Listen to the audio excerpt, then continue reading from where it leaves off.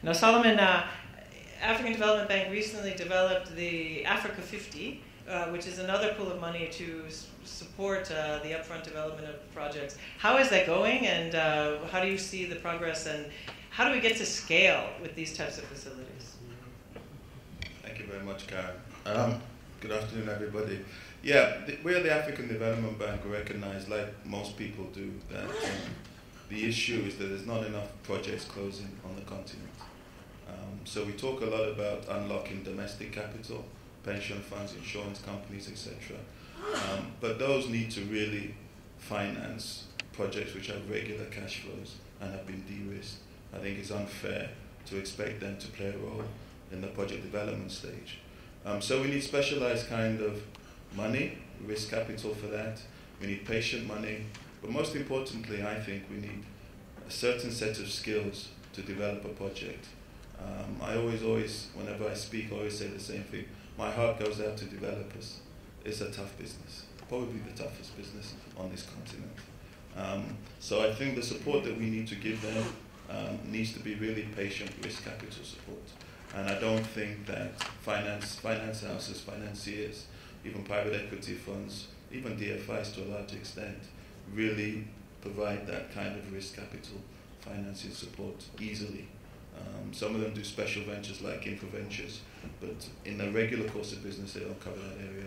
So we established what we call the Africa 50, which is essentially a big pool of capital, which is going to be patient capital, which is going to help to finance, help to develop, and help to sponsor projects. And it's also going to help to work with other project developers as well. At the moment, we've raised $750 million from purely African countries at the moment. We're hoping to have the first close towards the end of the year at around $1 billion US. And then we will then go around and see if we can raise some money from the private sector. And the model is very, very simple, but very, very, I think, addressing a gap. You need scale, you need volumes of money to be able to do this business. You need a special set of skills as well, and those skills are not cheap. You need really good legal advice, you need technical supply. You also need to be able to negotiate with governments and discuss with governments.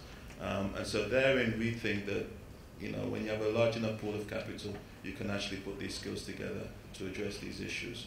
What I would say just generally on project development outside of Africa 50, I think we have to face facts, or the donors have to face facts.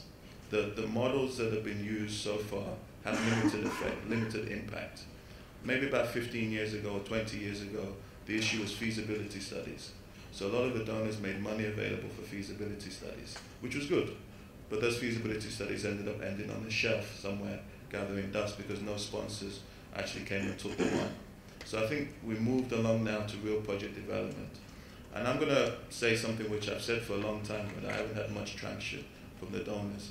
I think the donors need to think about putting pools of money available to pay for the people who can best develop projects.